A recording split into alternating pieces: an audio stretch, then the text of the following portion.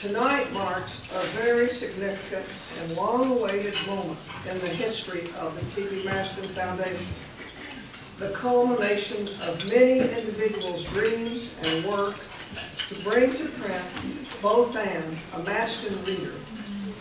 Each of you have a copy of this book awaiting you as you leave the dinner, so be sure and don't forget to pick it out. You will get to glimpse something of its significance tonight as you learn about the people who have worked and dreamed to make this reader possible. The fruit of years of collating and gathering the works of Dr. Maston was put into final form by Dr. Bill Tillman at Lodgson Seminary with the assistance of his colleagues, Dr. Rod Taylor, James Stone, and Lauren Brewer. Will you stand and let us recognize you?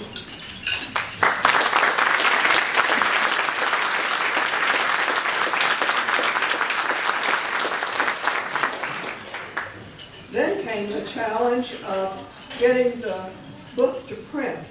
Dr. Joe Trull spoke with the people at the Baptist Spanish Publishing House, and they recommended the book's publisher, Bethany Press. Joe told his friends in El Paso, Dr. and Mrs. Burton Patterson, about this enterprise, and they, with grace and generosity, have underwritten the printing of the reader.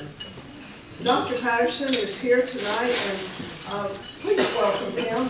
Mrs. Patterson couldn't be here, but we're very, very grateful. And Joe, will you stand with him, please?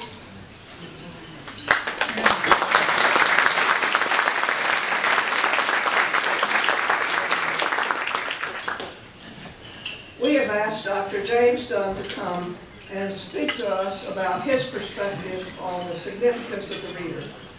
James was a doctoral student under Dr. Maston. He served as the executive director of the Texas Christian Life Commission, then executive director of the Baptist Joint Committee for Religious Liberty, and currently is professor of Christianity and Public Policy at Wake Forest University.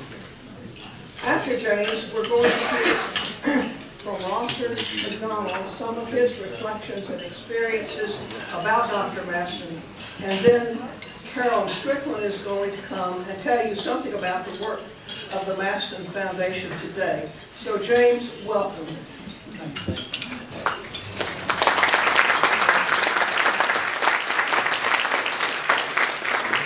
I am incredibly glad to be here, and that's not a hyperbole or figure of speech. It is true that rumors of my demise have been greatly exaggerated.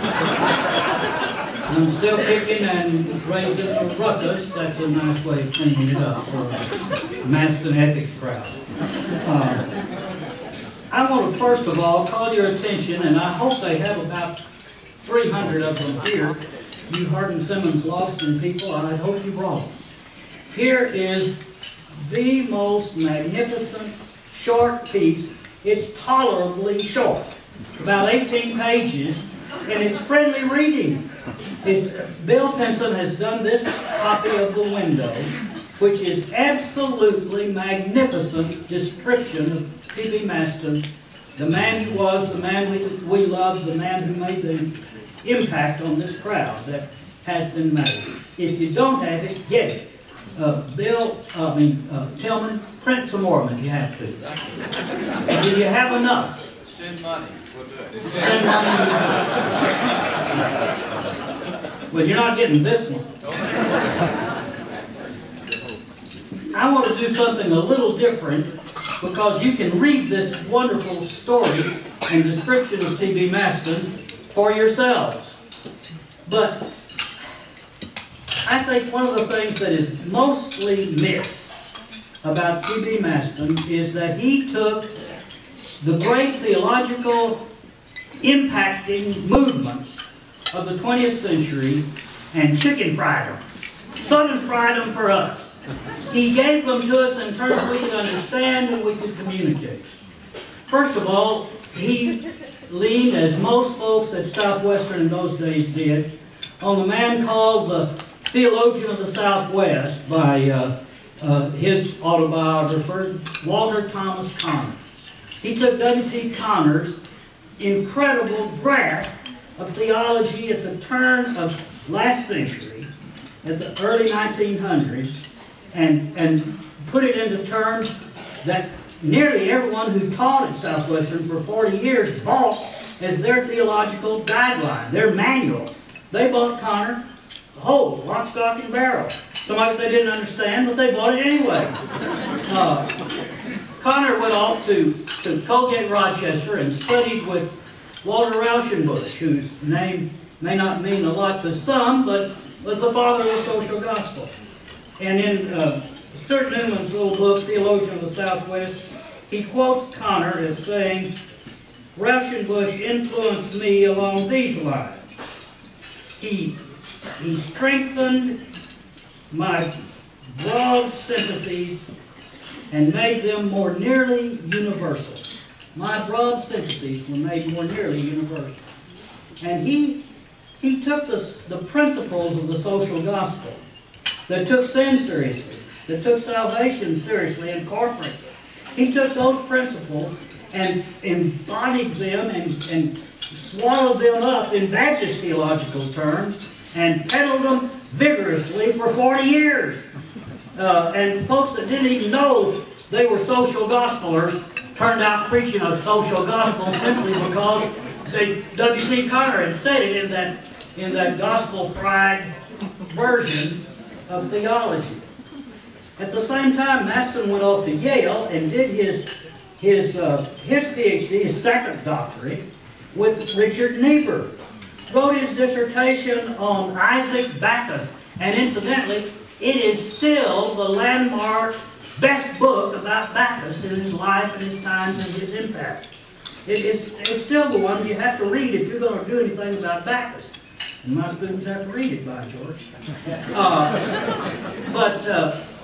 And so here in Niebuhr, one of the icons of neo-orthodoxy, or what was called, for good reason, crisis theology, or what they like to call Christian realism, as over against the social gospel's idealism.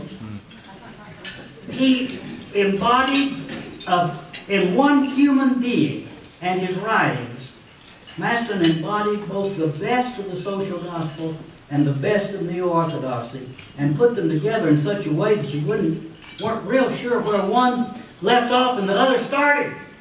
And that was a trick. That was a masterful, wonderful expression of an understanding of the gospel that Baptists can live with and do till this day. At least a good many have.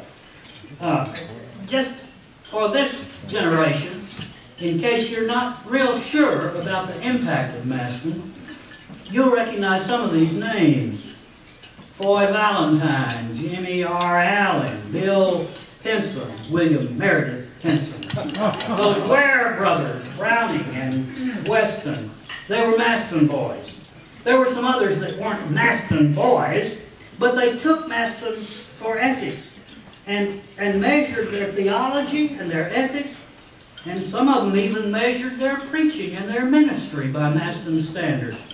People like Darrell Morgan, who I saw a while ago. Darrell Morgan and Keith Parks, remember him? And even Bill Tanner at the Home Mission Board, and Randall Lally and Dilday, Russell Dilday, and Milton Ferguson. They were all Maston students. And I was in the seminar, most of them, because I crowded 6 years of seminary into 13. And was there with a good many of them. And then there were some that went on beyond Baptist life, certainly beyond Southern Baptist life, and made a name for themselves. So they're appreciated all over the country. Folks like Dan Vestal and Cecil Sherman, who had Maston, and Jim McClendon, who taught out at Fuller and made a significant contribution about theology and ethics as biography stories. And Billy Don Moyers, who was there when I was for a part of those 13 years. He didn't stay the whole time, but he got a BD from Southwestern, in ethics mostly, and he spoke to a group of our students in Washington last week and reminded them of TBMaston as the one who had given him an insight into Christian ethics. We're grateful. This book, the very title of it, is Maston's Beyond His Life. He was still kicking at Manichaean dualism, that everything's got to be this or that, black or white, right or wrong. And the title of the book, the subtitle, Both And, captures the vitality of TBMaston, who dealt with both social gospel and Christian realism or neo-orthodoxy. And we may not label them because it's not always popular and somebody will shoot at you if we did. But that's who Maston's boys are.